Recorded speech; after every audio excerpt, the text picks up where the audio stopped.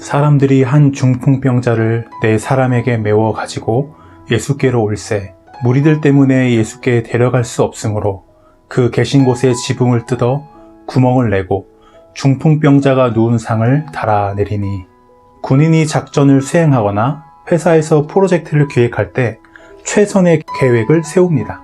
하지만 만일에 계획대로 일이 되지 않았을 때를 대비해서 대안을 세우죠.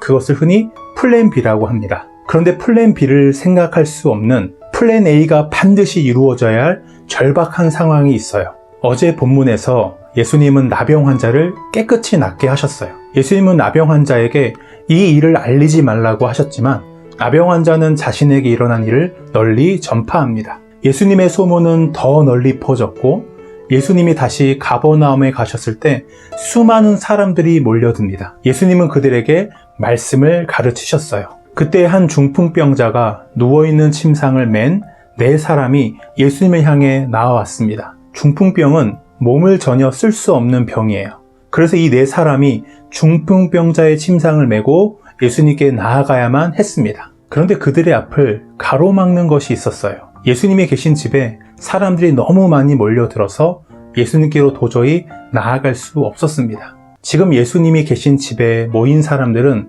다 절박한 사람들이에요. 그런 사람들이 문 밖에까지 가득 차 있었어요. 중풍병자가 누워있는 침상을 맨 이들이 그 수많은 사람들을 뚫고 예수님 앞에 나아간다는 것은 불가능한 일이었어요.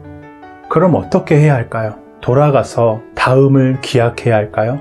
그런데 그들은 돌아가지 않습니다. 예수님이 계신 곳에 지붕을 뜯어 침상이 들어갈 만한 구멍을 내고 중풍병자가 누워있는 침상을 달아내립니다. 예수님은 사람들을 가르치고 계셨고 사람들은 예수님의 말씀에 집중하고 있었어요. 그때 사람들의 머리 위에 있는 지붕이 뜯어져 나가고 사람이 누워있는 침상 하나가 내려온 거예요. 처음에 사람들은 이게 실제인가 어안이 벙벙했을 거예요. 그리고 나서 화가 났을 것입니다. 그것을 보신 예수님은 어떻게 하시나요? 예수께서 그들의 믿음을 보시고 예수님은 그들의 믿음을 칭찬하십니다. 그리고 그들의 믿음에 은혜로 응답하셨어요. 중풍병자를 메고 온 네 사람은 왜 이렇게까지 했을까요? 그들의 목표는 분명했습니다.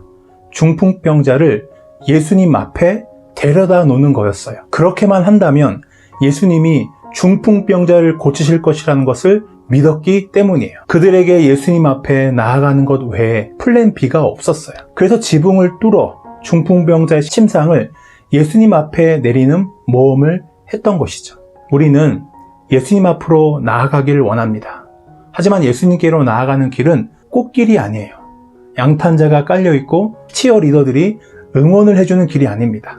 예수께로 나아가는데 장애물들이 있어요. 나의 게으름과 죄된 습관들이, 주어진 환경들이 예수님께로 가는 발걸음을 무겁게 합니다. 주변 사람들이 사는 모습들을 보면 예수님을 찾는 것이 괜히 유난을 떨고 쓸데없는 일처럼 보여요. 그래서 우리는 예수님께로 나아가는 발걸음을 멈추고 다음을 기약합니다.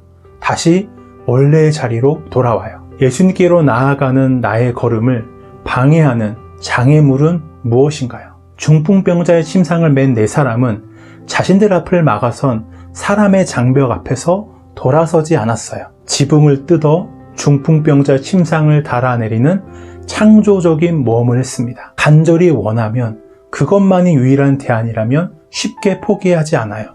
위험을 무릅쓰고라도 모험을 합니다. 최근에 오은영 박사의 상담료가 너무 비싸다고 논란이 된 적이 있어요. 오은영 박사의 진료는 10분에 9만 원, 1시간 반 정도 상담을 받으면 81만 원을 지불해야 합니다. 그런데 이 진료를 받기 위해 한 부모는 친구 5명, 남편 회사 동료 3명, 친정 가족들까지 동원해 각 200통이 넘는 전화를 한 끝에 예약에 성공했다고 합니다. 그리고 자신과 자신의 아이는 그 상담을 통해 행복한 일상에서 살 수 있게 되었다며 내 인생에서 가장 값지게 쓴 81만이었다고 소감을 말한 적이 있어요.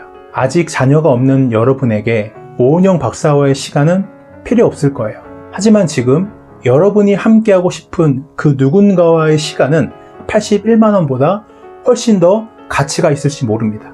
예수님과 나의 관계가 왜 성장하고 깊어지지 못할까요? 왜 항상 제자리일까요? 나에게 예수님과의 시간은 오은영 박사와의 시간보다, 다른 누구와의 시간보다 가치가 없는 것처럼 대하기 때문입니다.